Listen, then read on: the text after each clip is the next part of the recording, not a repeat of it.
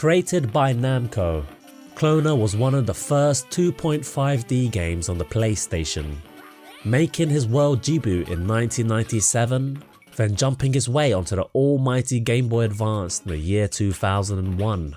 It's Klonoa Empire of Dreams.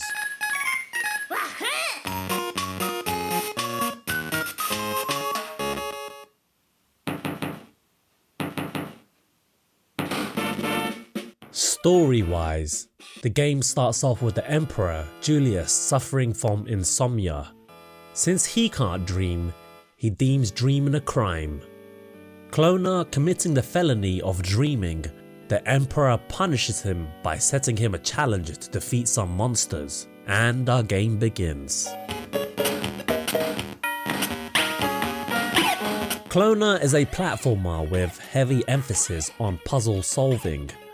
It has puzzle elements as Klonoa himself is very limited in his moveset. He can't even attack. The only thing this guy could do is pick up things and throw them. But don't let that put you off.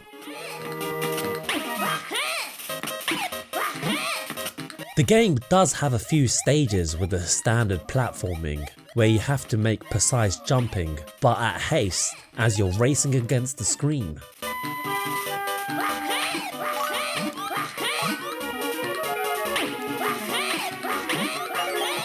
For the main chunk of the game, you basically have to find 3 stars scattered across each level. You need them to open the door to progress to the next level. How you get to the stars is where the head scratching begins. The level design is top notch. The levels being based around Klonoa's limited moveset, you really do have to make most of your surroundings. You can use enemies to double jump, hit switches, and also use enemies to attack other enemies. Some enemies can even be used as convenient bombs. I feel that if Klonoa was marketed better, he could easily be as iconic as Sonic or Mario. I like the character design of Klonoa. He basically looks like a hybrid of a cat and a rabbit, a cabbage. Like a George Foreman grill, Namco was so confident with Klonoa, they even put their mascot seal of approval on his hat, Pac-Man. Despite the minimal animation on screen, the game looks awesome with crisp, colourful 2D visuals, multi-planned backgrounds, image scaling, and rotational effects.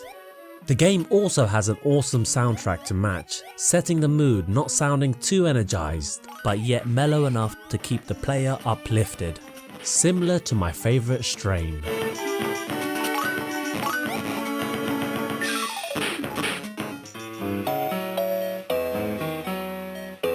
There are 5 worlds in the game, each with a boss you must fight. The boss battles are not very difficult, so if you're looking for a challenge, you're not gonna get it here.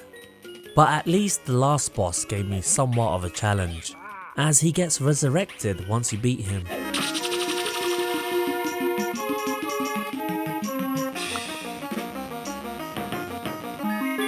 Hidden in the game are 3 extra stages. One of the requirements to unlock one of the stages is to collect all the jewels in the game. So for all you completionists, there is a worthy cause for some replayability.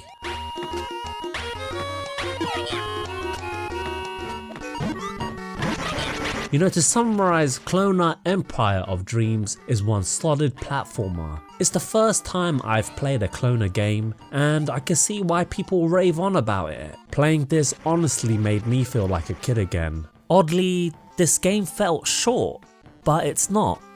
It took me around 6 hours to complete. I usually don't mind short games, but oddly I wanted this game to be longer. I'm looking forward to digging into the other Klonoa games. I would highly recommend this game, and I'm glad I came across this little gem right here.